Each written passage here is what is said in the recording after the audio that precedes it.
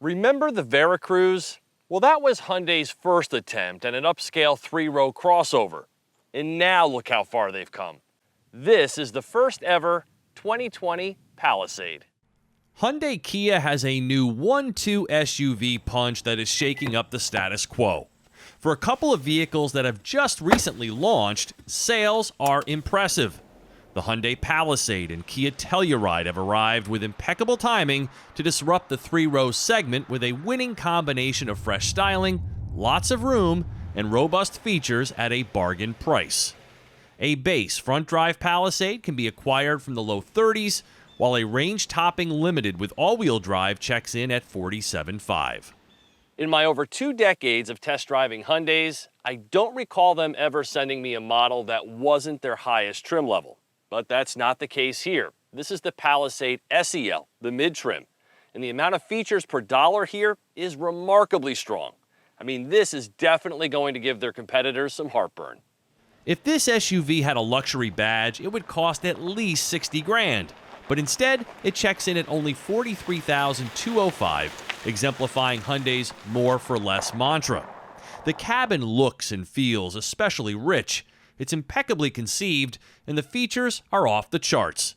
Things like an auto-leveling rear suspension, complete suite of innovative safety features, and power-folding third-row seats with a recline function are items you don't normally nab without purchasing the highest trim level at a much higher price.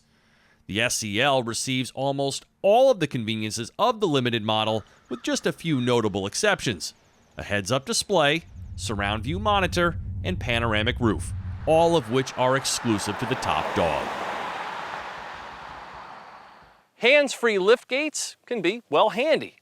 But while most automakers require a kicking motion underneath the rear bumper, Hyundai has gone their own way. With their vehicles, you simply need to be within close proximity to the liftgate for it to open, a method I much prefer. Do you know what Hyundai does really, really well? Ergonomics. Not only have they long since had one of, if not the best infotainment system on the market, but the way they lay out their buttons and controls is just so simple and intuitive, it makes using their vehicles that much more pleasurable. This touchscreen is the best, and it's within easy reach of the driver. No need to mess around with touch pads or rotary controllers, and it's packed with great features, like this one called Driver Talk. Hey kids, quiet down back there. A variation of Honda's breakthrough system that allows those in the front to make sure their message is heard by those in the back. There's also a quiet mode that can be initiated so as not to disturb those who are sleeping. And the sound system is mighty impressive, so that might come in handy. And whereas other automakers are always looking for ways to save a dime, Hyundai gives you the little things too, like LED interior lighting, a quality headliner, and rear window sunshades.